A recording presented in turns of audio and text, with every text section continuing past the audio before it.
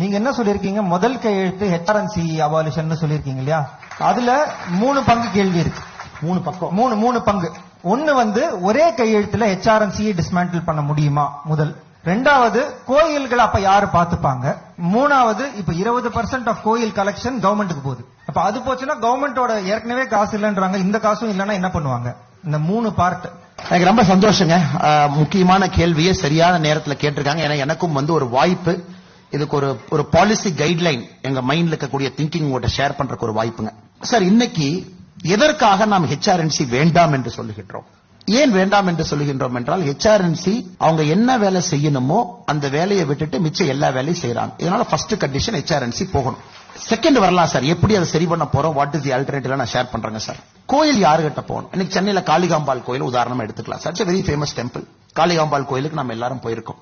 இப்ப காளிகாம்பாள் கோவில் யாருக்கு சொந்தம்? விஸ்வகர்மா சமுதாயத்திற்கு சொந்தம். இப்ப காளிகாம்பாள் கோயில் எப்படி நடத்துறாங்கன்னா, 10,500 விஸ்வகர்மா சமுதாயம் சென்னையில் இருக்கிறவங்க, அவங்க 6 ட்ரஸ்டியை தேர்ந்தெடுக்கணும். Everybody will vote. எவ்வளவு டெமோக்ராட்டிக் பாருங்க. ஏன்னா first right of the temple belongs to community. அதுக்கு தான் கோயில் கட்டினாங்க. எல்லா கோயிலுக்கும் இதே மாதிரி தமிழ்நாடு முழுசு நீங்க பாத்தீங்கன்னா every temple is like this.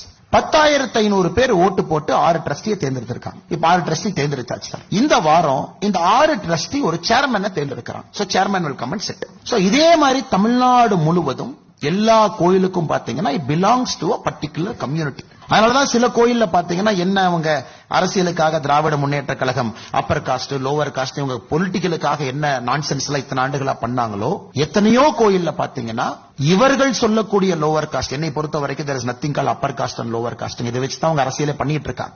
ஏதோ ஒரு சமுதாயம், ஒடுக்கப்பட்ட சமுதாயத்துக்கு ஒரு கோயில் இருக்கு. அந்த கோவிலினுடைய முதல் வழிபாட்டு உரிமை அவர்களுக்கு. அவங்க ஓட்டு போட்டு அந்த கோயிலை ரன் பண்ணணும். சோ தமிழ்நாட்டில் இருக்கக்கூடிய எல்லா பெரிய கோயிலுக்கும் இது பொருந்துங்க. ஒரு காளிகாம்பாள் கோயில உதாரணமா சொல்றேன். ஒரு சேர்மன் வந்துடுறாங்க. அரசு கம்ப்ளீட்டா கோயிலிருந்து வெளியே வந்துடணுமா? அப்படி இருக்க முடியாது சார். ஆனா ஒரு நாட்டுக்குள்ள கண்டிப்பா அரசுக்கு ஒரு இடம் இருக்கணும். அது எந்த லெவல் இருக்கணும்? இப்ப இந்த 6 பேர்த்துக்குள்ள சண்டை, சேர்மன்னால ஒரு முடிவு எடுக்க முடியல, அல்லது they want a grand from a government. ஏன்னா கன்கரண்ட் லிஸ்ட்ல என்டோமெண்ட் இருக்கு சார். நீங்க பாத்தீங்கன்னா state list, union list, concurrent லிஸ்ட்ல என்டோமெண்ட்ங்கிற வார்த்தை கன்கரண்ட் லிஸ்ட்ல இருக்கு.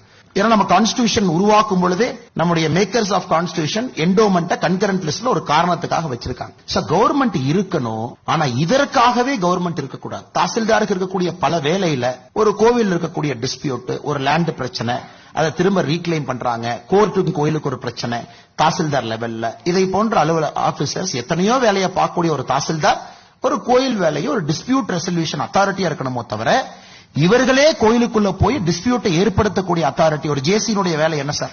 எந்த கோயில்ல சண்டை போடுவாங்கன்னு உட்கார்ந்துருக்காங்க. இந்த கோயில்ல சண்டை போட்டா ஹெச்ஆர்என்சி உள்ள கொண்டு போயிடலாம். இப்ப தமிழ்நாட்டினுடைய ஃபேவரட் ஸ்டைல் என்ன சார்? இப்ப திமுக குலதெய்வம் கோயில் எங்க எல்லாம் சண்டையா உள்ள ஹெச்ஆர்என்சி போயிட்டு இருக்கு. நீ 2 பேரும் சண்டை போட்டியா, உனக்கு 2 செட் ஆலியா, அதை சால்வ் பண்ண வேண்டும் என்கின்ற இது கிடையாது அவங்களுக்கு. ஊர்ல ஒரு பீஸ் கமிட்டி மீட்டிங் போட்டு தாசில்தாரை வச்சு எல்லா ஊர் மக்கள் வந்து உட்காருங்க, ஏன் குலதெய்வம் கோயிலுக்கு சண்டை போட்டுக்கிறீங்க, சால்வ் பண்ணுவோம். அது போன்று எங்கேயும் ஹெச்ஆர்என்சி நடத்தாது சார்.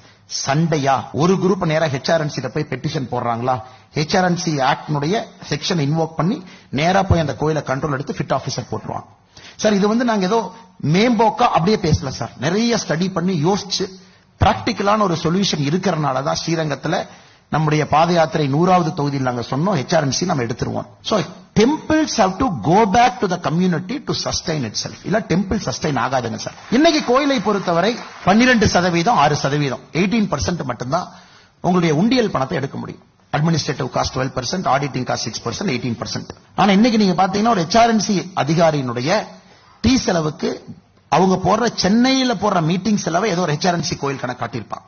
இனோவா கார் எங்க ஒரு இடத்துல வாங்கியிருப்பாங்க. இன்னைக்கு திருச்செந்தூர் டெம்பிள்ல 5000க்கு மேற்பட்ட பசுக்கள் தானமாக கொடுக்கப்பட்டது ஆடிட்டிங்ல இல்ல. That is missing. பழனியில போன வாரம் பழனி அபிஷியலா பஞ்சாமிர்தம் டெம்பிள் விற்கக்கூடிய கடையில ஊசி போன பஞ்சாமிரத்தை வித்துக்கிட்டு இருந்தாங்க just lost week. So Tamil Nadu முழுவதும் பாத்தீங்கன்னா தி செகண்ட் காஸ் ஒன், உன் வேலையை நீ சரியா செய்யல, அதனால நீ வெளியே போயிடணும். இது option number 1, cost number 1. Cost number 2, உன் வேலையை நீ தப்பா பண்ற, இன்எஃபிஷியன்டா பண்ற. நீ உள்ள போய் ஒரு 6 கால பூஜைக்கான எண்ணெய் எங்கிருந்து வாங்குற, திரி எங்கிருந்து வாங்குற, எங்க போய் வாங்கின, இதுக்காக நீ நோட்டு போட்டு எடுக்கிறியோ தவிர உண்மையாலும் அந்த கோவில் ஒரு சனாதன தர்மத்தினுடைய அடிப்படையில் அந்த கோவில் என்ன வேலை நடந்திருக்கணுமோ அதற்கு ஹெச்ஆர்என்சி ஒரு காஸ்ட் அண்ட் எய்டு அது பண்ணாம இருக்கு சார். இப்ப 3வது, இப்ப எல்லா கோவிலையும் ஹெச்ஆர்என்சி எடுத்துட்டோம், doesn't mean கவர்மெண்ட்டுக்கு அங்க கண்ட்ரோல் இல்லைன்னு அர்த்தம் இல்ல sir. Government still has got a control at the tahsildar level. The government still has got control at a collector level. ஏன்னா அந்த ப்ராப்பர்ட்டிஸ் எல்லாமே ஒரு செகுலர் லேண்ட்ல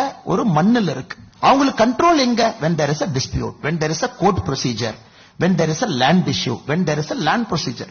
எல்லா இடத்துலயும் இருக்கிற மாதிரி. ஏன் தமிழ்நாட்டுல மட்டும் ஹெச்ஆர்என்சி எடுக்கணும்? கர்நாடகால ஹெச்ஆர்என்சி இருக்கு. ஏன் அண்ணாமலை என்ன கர்நாடகாவை பத்தி பேசல சார்? கர்நாடகா ஹெச்ஆர்என்சி ஒரு ஹிந்து ஃபேத்தை ஒழிக்கணும் நாங்க இல்ல சார்.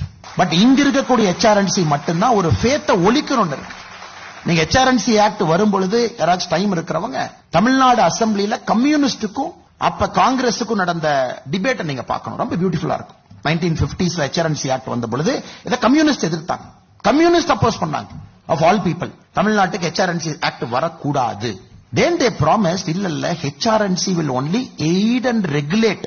ஏற்கனவே கோயில் இருக்கக்கூடிய என்னென்ன சம்பிரதாயங்கள் இருக்கோ நாங்க எய்டு பண்ணி ரெகுலேட் பண்றதுக்கு மட்டும்தான் இருக்கோ தவிர நாங்க எக்ஸ்ட்ரா எந்த வேலையும் செய்ய மாட்டோம்னு கன்வின்ஸ் பண்ணித்தான் ஹெச்ஆர்என்சி ஆக்ட் தமிழக சட்டமன்றத்தில் பாஸ் ஆச்சு. ஃப்ரீயா இருக்கிறவங்க அந்த டிபேட் நீங்க படிச்சு பார்க்கலாம்.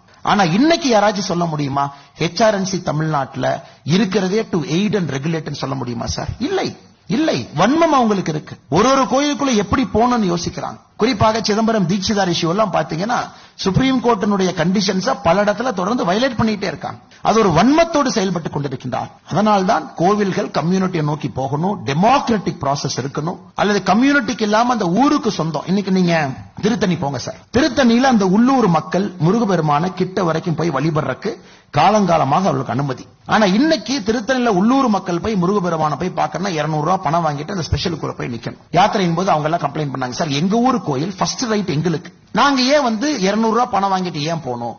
Sir the fundamental concept of temple itself is defeated. temple first right belongs to that locality. அந்த ஊர் மக்களுக்கு தான் முதல் ரைட். நாமெல்லாம் டூரிஸ்ட். நான் கரூர்ல இருந்து கிளம்பி கோயம்புத்தூர்ல இருந்து கிளம்பி திருத்தணி போறேன்னா சார் நான் யாராக இருந்தாலும் my right is secondary to the people of Tiruttani.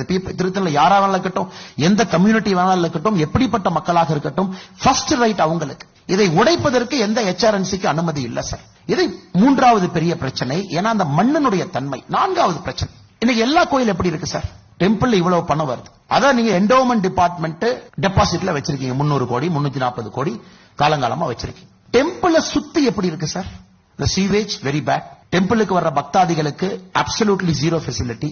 Stray bulls எல்லா இடத்துலயும் இருக்கும், ஸ்மெல் எல்லா இடத்துலயும் இருக்கும், சுத்தி இருக்கக்கூடிய ரோடு பாட் ஹோல்ஸா இருக்கும். கடவுள் என்ன சார் பாவம் பண்ணாரு? கடவுள் பேர்ல காசு வாங்கி அதை என்டோமென்ட் டிபார்ட்மெண்ட் ஏதோ ஒரு இடத்துல பேங்க்ல டெபாசிட் பண்ணி அந்த கோவிலை சுத்தி கூட அடிப்படை வசதி செய்ய முடியவில்லை என்றால் எதற்கு அந்த பணம்?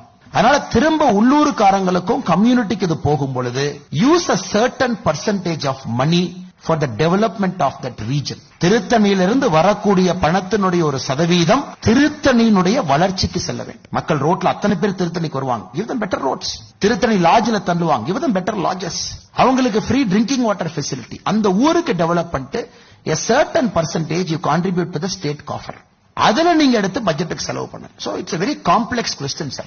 ஆனா இது ஒரு இந்த மாதிரி ஒரு லைன்ல போகணும் அப்படிங்கிறது எங்களுடைய ஆசை. இந்த மாதிரி லைன்ல போகணும், கம்யூனிட்டி ஓரியன்டா போகணும், அந்த ஊர் ஓரியன்டா போகணும், ஊருக்கு ஃபர்ஸ்ட் ரைட் இருக்கணும், ஊருடைய டெவலப்மெண்ட்டுக்கு certain percentage of money should go, then it should come to the overall kitty. So அதனால் எங்களுடைய ஐடியாவை பொறுத்த வரைக்கும் முழுமையாக இது செயல்படுத்தக்கூடிய ஐடியா என்று நாங்கள் நம்புகின்றோம். அதனாலதான் உங்க முன்னாடி வச்சிருக்கிறோங்க. நமக்கு 2 வருஷம் இருக்கு டிபேட் அண்ட் டிஸ்கஸ் பண்றதுக்கு. இப்ப எதிர்க்கட்சிகள் இல்ல, அண்ணாமலை அவர்கள் சொல்வது போய், பாரதிய ஜனதா கட்சி சொல்வது போய், இந்த பாயிண்ட் எல்லாம் இன்ஃபீசிபிள், அது எப்படி கம்யூனிட்டி கொடுக்க முடியும், அது எப்படி ஊருக்கு கொடுக்க முடியும், நாங்க சென்ட்ரலைஸ்டா சென்னையில இருந்து தான் ரன் பண்ணுவோம், நாங்க கோயிலே பார்த்திருக்க மாட்டோம் ஆனாலும் சென்னையில இருந்து ஜேசி ரன் பண்ணுவாரு அப்படிங்கிற ஆர்குமெண்ட் உங்க முன்னாடி வைக்கட்டும் சார். இட்ஸ் டெமோக்ராட்டிக் வே. ஒரு சட்டத்தை டெமோக்ரஸில கொண்டு வந்தீங்க, அதே சட்டத்தை ரிப்பீல் பண்றதுக்கு டெமோக்ரஸில நம்ம ஆப்ஷன் வச்சிருக்கோம். So come 2026 people decide which way they want to go. அதனால எனக்கு பெரிய நம்பிக்கை இருக்கு சார், எங்களுக்கு நம்பிக்கை இருக்கு. 2024 இதுவரைக்கும் தமிழ்நாட்டுல எந்த எலெக்ஷனுமே இஷ்யூ பேஸ்ட் எலெக்ஷன் இல்ல சார். நீங்க பாருங்க, எலெக்ஷனுக்கு முன்னாடி சனாதன தர்மம் பேசுவாங்க. சரி 2024 எலெக்ஷன் சனாதன தர்மம் வச்சுக்கலாமா தமிழ்நாட்டுல வாங்கினா? இல்ல அது எலெக்ஷன் முடிஞ்சுதான் பேசுவோம். இது எப்படின்னா அந்த வடிவேல் சொல்ற மாதிரி செவ்வாய்க்கிழமை மட்டும் அன்னை அடிக்க மாட்டேன், வியாழக்கிழமை சண்டைக்கு வர மாட்டேன், வெள்ளிக்கிழமை கூச்சல் போட மாட்டேன், சனிக்கிழமை கத்த மாட்டேன், அப்ப எந்த கிழமையா நீ சண்டைக்கு வருவேன்? சோ தமிழ்நாட்டுல பர்னிங் இஷ்யூஸ் எதுவுமே பப்ளிக் வைக்கல சார். நீட் வேண்டுமா வேண்டாமா வைக்கவில்லை, சனாதன தர்மம் எப்படி வைக்கவில்லை, ஹெச்ஆர்என்சி ஆக்ட் எடுக்கணுமா எடுக்கக்கூடாதா வைக்கல. சோ தமிழ்நாட்டினுடைய எலெக்ஷன்ஸ் எல்லாம் பாத்தீங்கன்னா இவரு வேண்டாம் இவரு வேணும் அப்படிங்கறத நடக்குது. So 2026 பொறுத்த வரைக்கும் sir we're very clear. We want it to be an issue based election. Let people decide. எனக்கு இது வேணும் இது வேண்டாம். எல்லா கட்சிகளும் தங்கள் நிலைப்பாட்டை தெளிவா சொல்லட்டும். அதன் பிறகு யார் மக்களுக்கு ஆதரவு கொடுத்து ஆட்சி கொண்டு வருகின்றார்களோ அந்த கட்சி தான் சொன்ன நிலைப்பாட்டை செய்யட்டும் sir. Not freebies, not money, not splurging cash, but on issues. issue based Tamil Nadu போக வேண்டிய கட்டாயம் இருப்பதாக நாங்கள் கருதுகின்றோம்.